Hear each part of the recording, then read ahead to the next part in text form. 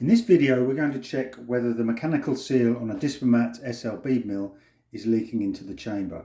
Firstly, we've removed the chamber and removed the pressure from the back part of the mill. We've left the sealing fluid in, and if we're lucky we won't let it leak on the table, but if it does, we just have to top it up again. Firstly, we're going to remove the milling rotor and remove the middle flange. You remove the middle flange carefully. The mechanical seal, which is this part, will stay in position. We can then put the rotor back in place and tighten everything down. You can see the mechanical seal just move back into place as the rotor's tightened down. So just tighten that down and give it a nip.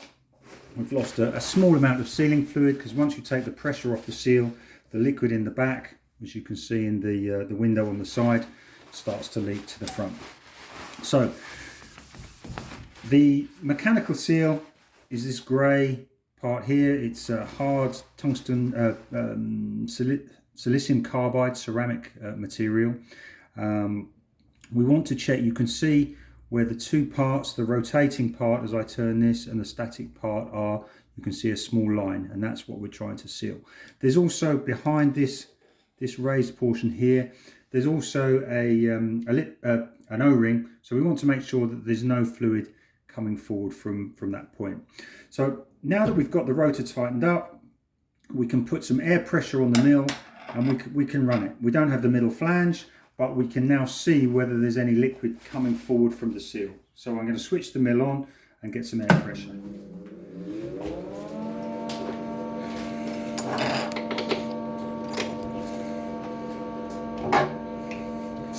So we now have air pressure to the seal. You should have 2 bar pressure to the seal. The mill started up, so we can now put in a speed. We put in 500 RPM, enter and start. Just be careful, because obviously everything's rotating here. We can put a piece of laboratory paper, blue roll, underneath, and if we can change the speed here as well. We can ramp that speed up and check for any, if this seal is leaking from here, you will get a spray of liquid across this paper here. You might initially get a small amount of spray, but it should seal. But if the seal's in good condition, nothing's going to leak. So this one's running and it's fine. The other thing to do is to just leave it in this position, and you can see where the liquid starts to weep from a particular position. Hopefully that will help you diagnose whether the mechanical seal is leaking. Any problems, please do not hesitate to contact us at Fullbrook Systems. Thank you.